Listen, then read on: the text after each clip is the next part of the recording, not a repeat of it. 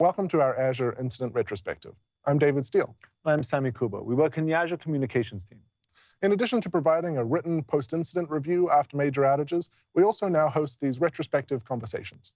You're about to watch a recording of a live stream where we invited impacted customers through Azure Service Health to join our panel of experts in a live Q&A. We had a conversation about reliability as a shared responsibility. So this includes our learnings at Microsoft, as well as guidance for customers and partners to be more resilient. We hope you enjoy the conversation that follows. Super, thank you. And today's incident, we're going to focus on an Entra ID issue. This was an issue that caused DNS authentication failures for customers using Seamless Single Sign-On and Entra Connect Sync. While the issue lasted about 8-9 hours and it spanned from the 25th to the 26th of February, most customers, around 94% of customers, were mitigated within 2 hours, but a small number of customers had an extended impact. And a lot of our conversation today is going to focus on that. It almost lasted for around 9 hours or so. Got it. This was a big deal. This is why we have this conversation. So with that, I'd like to introduce our guest speakers, our engineering leaders who are going to be talking us through the impact of this incident and what we learned from it. So I'd like to introduce Soren Dreyer, who's our Principal Group Engineering Manager from Seamless SSO. We've got Wojtek Vondra, our Principal Group Engineering Manager from the DNS and networking side here, as well as Ganesh Panchanathan, who's our Principal Group Engineering Manager from the Connect Sync side. So welcome all. Thank you for being here. Soren, should we start with you? Absolutely. Soren, if you don't mind, could you please introduce us to some of the characters of the story? In particular, I'm very interested to know about what is Seamless SSO? Is this something customers provision, or are they just given, or how do customers and services interact with Seamless SSO? Yes, so let's start there. I think it's a good context. So the preferred method today to obtain single sign-on Windows 10 and newer devices is through, which are inter-joined and inter-hybrid joined, is through what's called primary refresh tokens, also known as PRTs. Seamless SSO was built specifically for use cases where users cannot use these PRTs to obtain single sign-on, such as older versions of Windows, so Windows 7, Windows 8.1, as well as non-intra-joined Windows machines that cannot use PRTs. So at a high level, Entra Seamless SSO is a silent authentication mechanism that provides single sign-on for users when they're on their corporate devices connected to the corporate network. So when enabled, users don't need to manually provide their credentials like you usually do when you go to login screen. You basically just get signed in automatically. That's why we call it single sign-on. So to set the stage for this particular incident, let me quickly go through a high-level overview of how Seamless SSO works. I brought a diagram as well to source from the public documentation that might help sort of root this discussion. So first of all, it's worth pointing out that Seamless SSO works only on cloud-managed domains. So if you have a federated domain, like using ADFS, that Seamless SSO does not apply. So Seamless SSO has essentially two usage patterns. It has the web browser authentication, which is used when you're in Outlook Web Access, for instance, and you get redirected over to authenticate in your browser. And then you have native client authentication, such as through the Office desktop client like Word, Outlook, Excel, OneDrive, Entra Connect Sync. Since this incident primarily impacted native clients, I'll focus on that flow here. So the way it works is when a user tries to access a native application, it could be the Outlook client, and the user isn't already signed in, the native application goes to Entra ID to retrieve the username of the user. It gets a response back from Entra ID that says it should go over to this WS Trust metadata exchange endpoint. This is also known as the MEX endpoint. This endpoint is specifically used by Seamless SSO. It's not a general implementation of the WS Trust protocol or anything like that. This endpoint tells the client that it can use, for instance, integrated Windows authentication, which is what Seamless SSO uses to do the magic behind the scenes, so you don't need to enter your credentials. Once this has gone to that point, Entra ID will issue a challenge, a Kerberos challenge to the client. The client would go to, for instance, your Active Directory on premises, get a Kerberos ticket, send it back to Entra ID. We'll crack it open, we'll validate that it's who you are. And basically, the rest of the answers we'll wrap it inside a SAML token, send it back to Entra ID, and you're signed in. You get an access token, an ID token, and so on. In this incident, the step that broke was around this metadata exchange endpoint, the MEX endpoint, which is the very beginning, right? Step 4 in the diagram, which meant that the endpoint where this MEX endpoint is hosted became unavailable because the DNS name disappeared. Clients couldn't resolve it anymore, so they essentially couldn't initiate Seamless SSO. Now, specifically, due to how these native clients handle network errors are common on client devices. Like you go from outside the coffee shop and you move around your house. They're resilient to these kind of things. But it also meant that when they got this network error, they essentially didn't prompt for interactive auth. They just swallowed the error, and users couldn't essentially log into these native clients. Got it. Thank you. That's a great summary of kind of the characters of the story, the different pieces. Thank you for explaining the relevant architecture here, Soren. So you started to mention some of what customer impact felt like, but there were some scenarios that weren't impacted. Could you help us to understand kind of what customers would have seen or what they wouldn't have been able to do? Yes, of course. So again, like I said earlier, specifically, the impact was for users in cloud managed domains, so not federated. And again, users that had PRTs, primary reference tokens, were not affected either. Now, if you're using the web browser, like I mentioned, there were these two flows, right? If you use the web browser to go to Outlook Web Access, for instance, you would not have been able to get single sign-on because that was broken this time, but you would have been able to log in interactively because it would fall back to your usual credentials like username and password. So the web-based flows were unimpacted from a login experience. However, as I mentioned earlier, the customers did notice impact on native clients due to this behavior they have around the network issues. So specifically apps like Office, the Word, Outlook, Intune, OneDrive, the SQL client, these were the biggest impacted native apps we saw, and ConnectSync, Entra ConnectSync as well. I should mention, like before, these native clients are specifically fine-tuned for handling transient network errors, right? This is why we have this behavior and why they're not showing UI. But in this case, it actually meant that these users on these client devices couldn't actually log in. And as Roy mentioned as well, since this is in the background, these devices retry. When the incident was mitigated, the users were logged in again automatically. Super. Thank you very much. And Wojtek, if you don't mind, I'd like to turn my attention to you. Entra is a huge service. We make changes to the service all of the time. And this time something didn't go to plan. What should have happened during this change, and what actually did happen?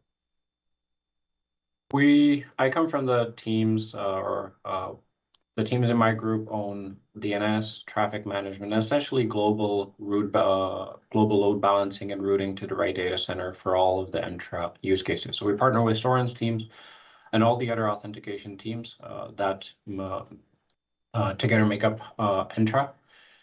And DNS changes are very well understood by us. Due to the global nature of DNS, any change affects all customers at the same time. There are no natural safe deployment procedures for gradual rollout. And generally with these type of changes, we need to take very good care. So internally, we have a wide set of tooling and sort of layers that should help us protect from these type of changes. If you resolve some of the main authentication endpoints, you will even find active-active setups with multiple providers serving DNS. And this is, we've even blogged about this as some of our core resiliency features. For seamless SSO and the autolog on endpoint, we had a single active setup in place. We leverage Azure's Traffic Manager and Azure's DNS capabilities. And generally speaking, even with the single active hosting setup, we have multiple layers in place. So first of all, we track all of our configuration records in configuration files and have a desired state of the system in place. Naturally, due to some circumstances, for example, during incident mitigation, those can come out of sync when a change is made in an expedited fashion. And we have drift detection that detects if the desired configuration of production ever drifts, is ever changed from the desired configuration. We also have manual process review, so change management procedures. You will know an engineer documents the intended change, explains the deployment procedure, explains the rollback procedure, explains the health signals they would observe to understand if the change is continuing as it should, and under what circumstances they would abort the change and how they would revert to the last known good state. So unfortunately, we had a miss in both of these areas, which ultimately led to the outage. The DNS record that was in place was managed in a different environment than we typically scanned. But even then, we have a complete list or an exhaustive list of endpoints used for authentication. So it is in our means to scan all of these endpoints for in use. We have an option to also substitute a temporary backend behind the DNS record to assess if there is any traffic going in, and we have internal monitoring that would allow us to understand if there's any DNS resolutions occurring on this host name. And so what happened, the first thing is the drift detection system did not kick in, and the endpoint was not correctly documented as being in use.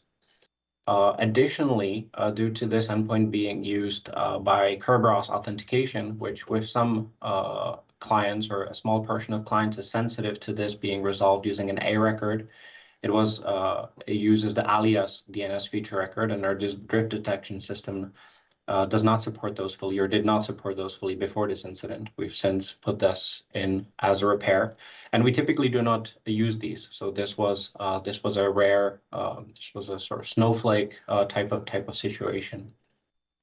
And then for us the change management process, where we again declare the intention,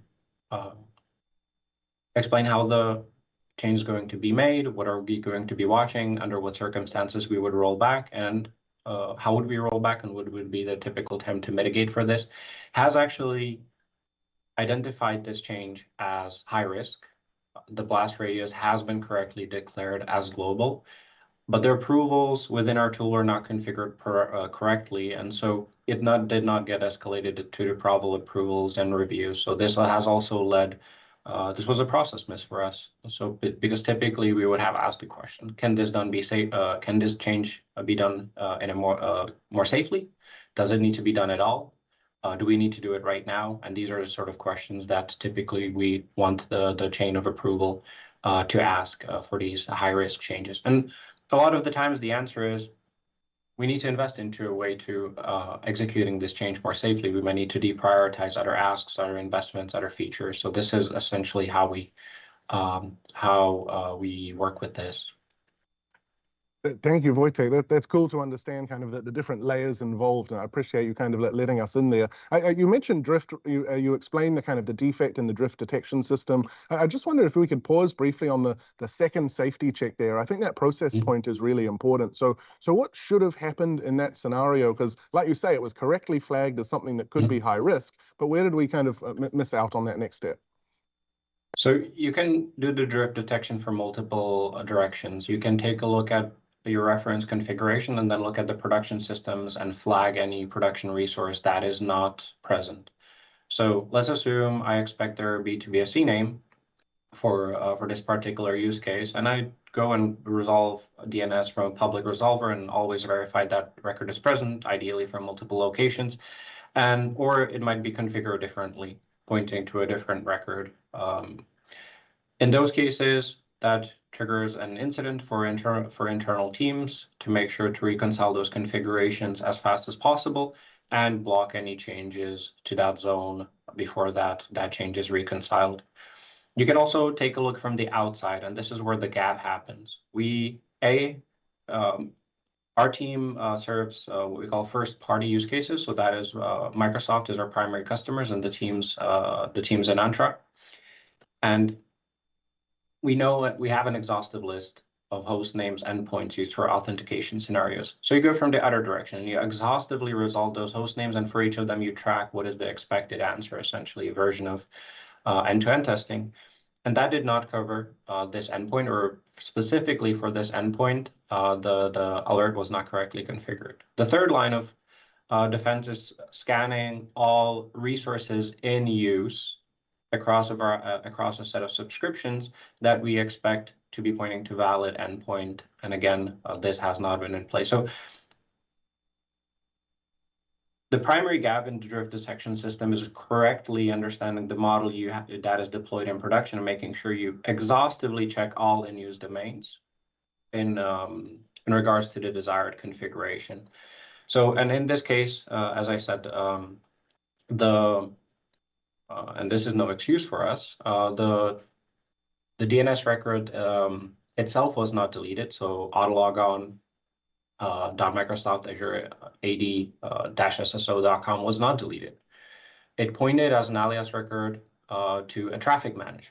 So traffic manager is a dynamic DNS resolver that will give you a different set of A records or depending on where you call it from. So typically traffic managers in our use cases are used for two purposes: performance-based routing. So you authenticate against the closest data center, so the latency of your authentication flow is lower.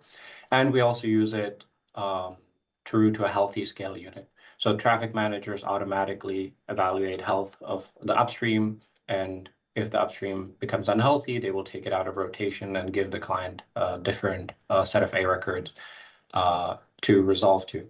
And this traffic manager was in place because traffic managers allow us to shape traffic globally. And this got introduced during Entra's adoption of IPv6 in the previous 3 years. This was a big undertaking. Entra ID supports IPv6 fully today. And as part of the migration effort, this endpoint and this traffic manager were tracked in an unexpected location for us. Again, not in scope of the drift detection, where we have this configuration and resources centralized in well-known subscriptions within Azure. Wojtek, it's fascinating, and it sounds like there's a lot of rigor that goes into making sure beforehand. I like the checks and balances, and I like saying, hey, what happens here, and running through the scenarios. When this eventually happened, how did we detect this? How did we investigate this? It sounds like we've done a lot of the pre-work just in the checks. And also, if we can talk about why most customers were mitigated within 2 hours, 94%, but a lot of customers had a long tail recovery of almost up to 9 hours. Maybe can we touch on those points as well? Yeah. The incident actually the outage got detected from 3 sources. The first one was from the authentication scenario itself. So a customer-oriented scenario, and that was the first actionable detection for us. The second detection was strictly infrastructural. Does the DNS record point to a valid location? That detection was not actionable as it was escalated at a lower severity that would not trigger paging an engineer. And the third was from our own internal incident management system. It's a very core system that runs on the lowest layers of our infrastructure because it needs to be able to support us if some of our most foundational systems are down.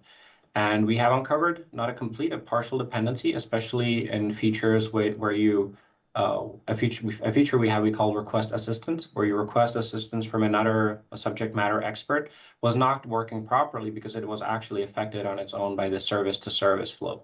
So the team very quickly identified that, correlated it with the outages we declared and internally published around the authentication scenario. The incident had an unusually high time to engage and time to essentially start fixing the incident, because this incident management system was affected as well. This affected our capability to request assistance. This affected our capability to request bridges. And we have contingencies for that. So this is not something we don't plan. This is something we do plan for. And so we have backup solutions that could be in place. But using those, even though it's exercised, is not the beaten path. So it's something that added some time to assembling all the right people on the bridge. After we've connected all the dots, the mitigation was fairly quick. With a big caveat, and that is the answer to your second question, Sami.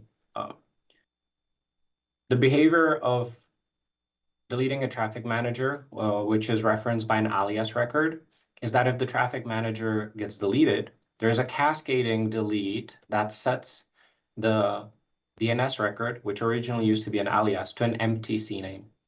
And so our rollback essentially recreated the traffic manager internally, but did not correctly set that record to point to that rollbacked traffic manager. We've identified that very quickly because by that moment, we knew which the FQDN was affected, which hostname was affected, but we did a partial rollback. So we used the CNAME record, not an alias record, to point it to the traffic manager.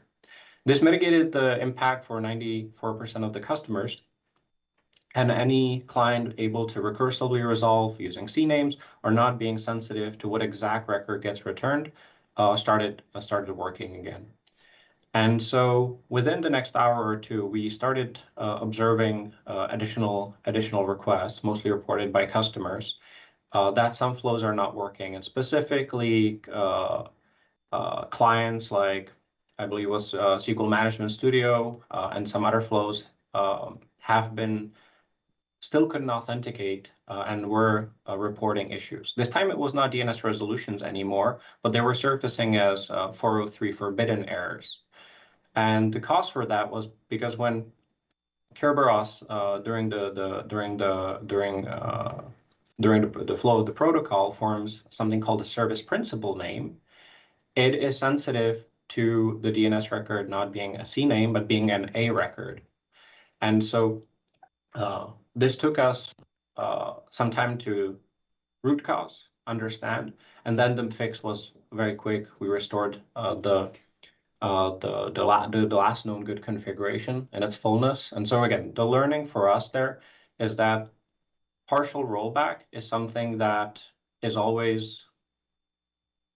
never good enough. You need to have 100% confidence. You are at perfect, you are exactly at the last known good state, which was not the case.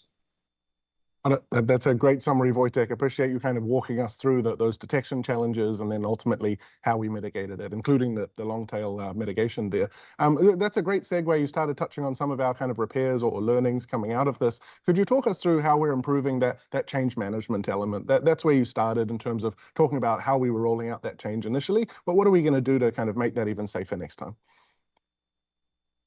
Any process, any system that's backed by a process relies on one of two things. Either people are perfectly trained to use it in the right direction, or the gating doesn't allow any sort of bypass. And so in the case of the change management system, we're working to make sure that we link the control plane to verifying that these sort of approvals exist. And internally, we are actually in the process of rolling out a system that has a more rigorous approval escalation system. So that is already in place. And by connecting these two, putting the system that has this rigorous approval escalation process and making sure that the control plane gates any change by having essentially a ticket that has the right set of approvals is the process side of things. Again, if we would be doing a change like that today, it would still be considered high risk. So the second question you're asking is, how do I make that risk lower? So first of all, execution of such changes needs to be done under more supervision. There are ways to verify that the domains are in use. And again, the control plane operations can gate that they will not allow you to do a modification or deletion in this case without ensuring or without you having a confirmation that a metric about DNS resolutions for this particular record is 0. The control plane will simply not let you execute a removal if it has any sort of signal that this domain is still in use. So we're putting those checks that even if we didn't do the process side of things, these type of changes would not be possible. And lastly, we are reviewing and doing an inventory of the model of all the endpoints and host names we offer to customers for both core, opportunistic, authentication scenarios, and ensuring we continuously monitor and evaluate, and that's yet another line of defense.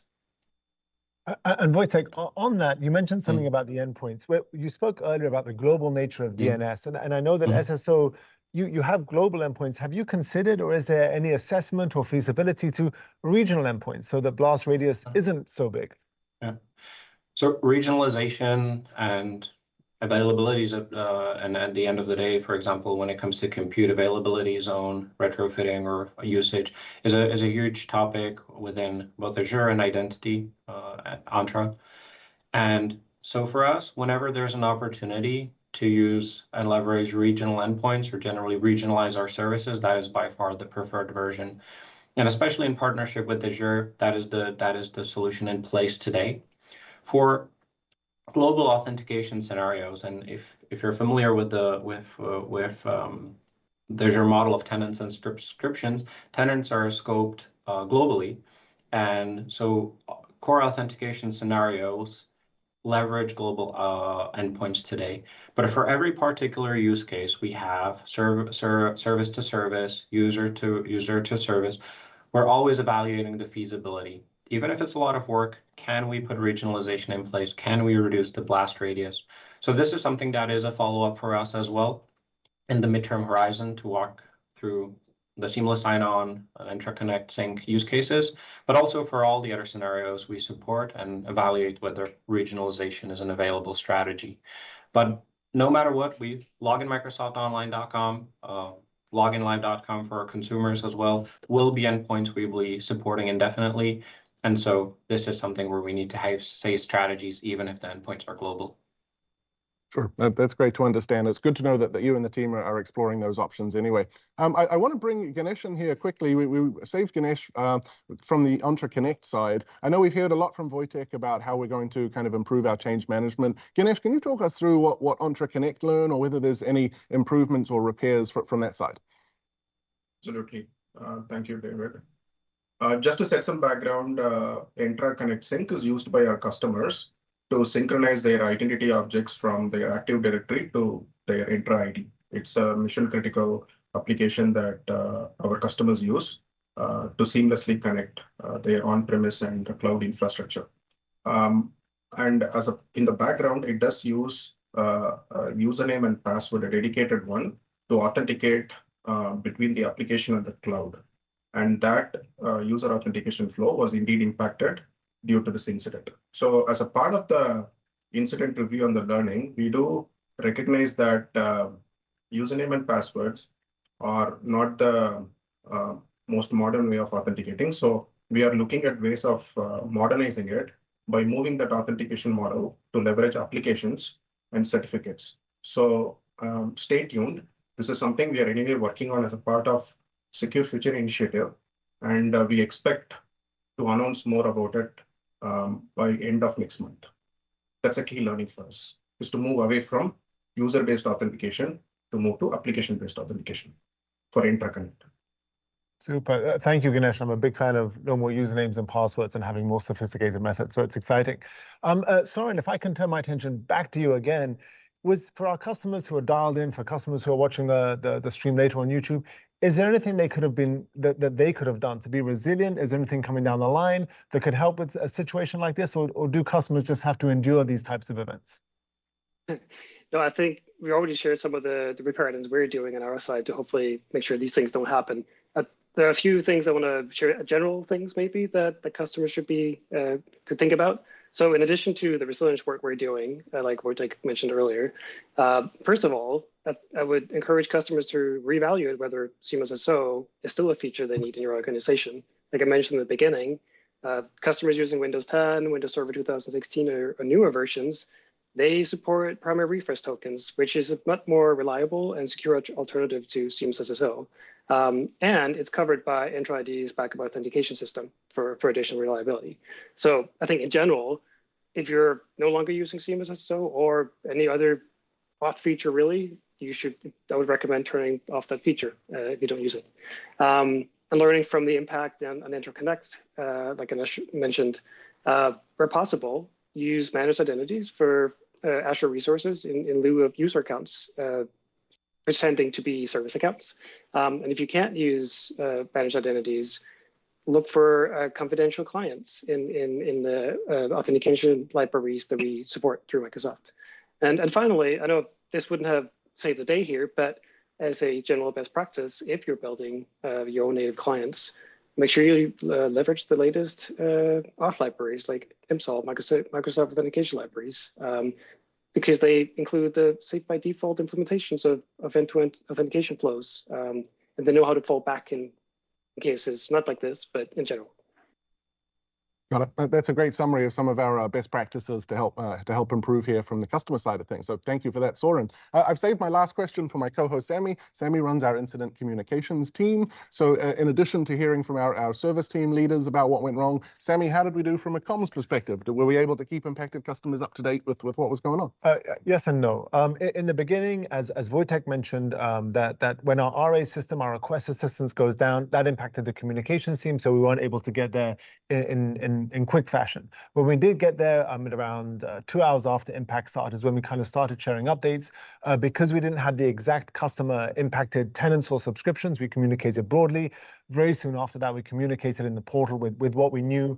And I think some of the key things to note here, I mean, by the time it was 2 or 3 hours after we had mitigated as well as for the 94% of customers. So 94% of customers would have been mitigated and seen our comms, and our comms was really relevant for that long tail of customers who were still experiencing pain. A couple of things to note as well. When we initially communicated, we had under-communicated. We didn't have a full list of who was impacted. So some customers may have received just the final PIR or like as we kind of offered our preliminary PIR, they would have seen things. And the other thing to notice, which is a shame as well, is that today we don't have tenant level alerting in the portal. So we can communicate to customers in the Azure portal to their tenants, but that last mile configuration where customers are configuring SMS and email alerts and plugging into solutions like PagerDuty and OpsGenie and ServiceNow, that piece hasn't happened yet, and that we're looking to land that in October.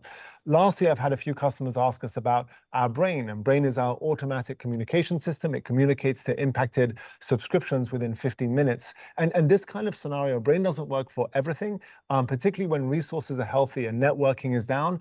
Our Brain system isn't great for dealing with scenarios like that. So we have a lot of work to do on the comms front, but particularly around, there are delays if we're going around the beaten path, as Wojtek referred to it as, but really making sure that those tenant level last mile alerts are set up is a priority for us. Thank you for watching this Azure Incident Retrospective. At the scale of which our cloud operates at, incidents are inevitable. Just as Microsoft is always learning and improving, we hope our customers and partners can learn from these too, and provide a lot of reliability guidance through the Azure well-architected framework. To ensure that you get posted incident reviews after an outage and invites to join these live stream Q&A sessions, please ensure that you have Azure Service Health Alerts set up. We really focused on being as transparent as possible and showing up and being accountable after these major incidents. Whether it's an outage, a security, or a privacy event, Microsoft is investing heavily in these events to ensure that we earn, maintain, and at times rebuild your trust. Thanks for joining us.